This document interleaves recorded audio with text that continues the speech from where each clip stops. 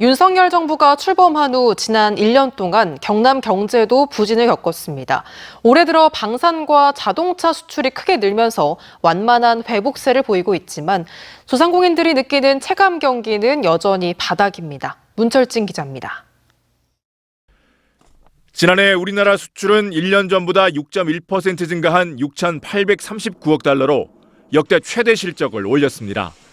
하지만 반도체 부진 장기화 등으로 지난해 10월부터 수출이 감소하기 시작하면서 사상 최대인 472억 달러 무역 수지 적자를 기록했습니다. 경남 지역 수출은 더 부진했습니다.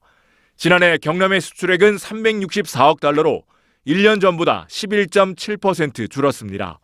반면 지난해 수입액은 1년 전보다 17.3% 늘면서 196억 달러에 달했던 무역 수지 흑자는 52억 달러로 73% 급감했습니다. 방산과 자동차 수출이 호조를 보이면서 지난해 12월과 올해 1월은 반짝 증가세를 보였지만 2월부터 다시 감소세로 돌아섰습니다. 그나마 윤석열 정부가 지난 정부의 탈원전 정책을 폐기하고 원전 기업에 대한 지원에 나서면서 경남 원전 관련 기업들은 숨통이 튀었습니다. 요즘 제조업체 사장님들이 자금 받기가 굉장히 힘들다고 하시는데 저희 업체는 원전 기업이라는 것 때문에 가점을 받아서 원전 10기를 해외에 수출하겠다는 국정과제가 발표되면서 기대감은 더욱 높아졌지만 미국 원전 회사와의 법정 분쟁이 걸림돌입니다.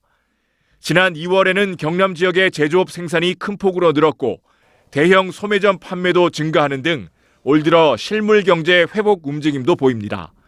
하지만 소상공인들이 느끼는 체감 경기는 여전히 바닥입니다.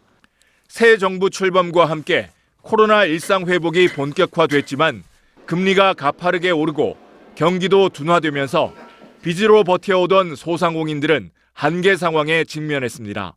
게다가 전기와 가스 등 연료비가 크게 오르면서 고통은 더욱 커졌습니다.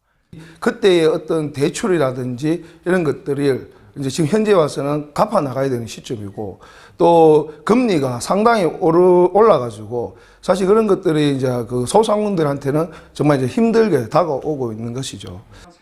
대통령의 양곡관리법 거부는 농민들의 반발을 불러왔고 후쿠시마 원전 오염수 방류 문제는 수산업계의 거센 저항에 직면했습니다. 미 연준이 금리 인상 기조를 유지하고 있는 데다 하반기부터 본격적인 경기 침체까지 예상되면서 회복세를 보이던 경남 경제 전망도 그리 밝은 상황은 아닙니다. MBC 뉴스 문철진입니다.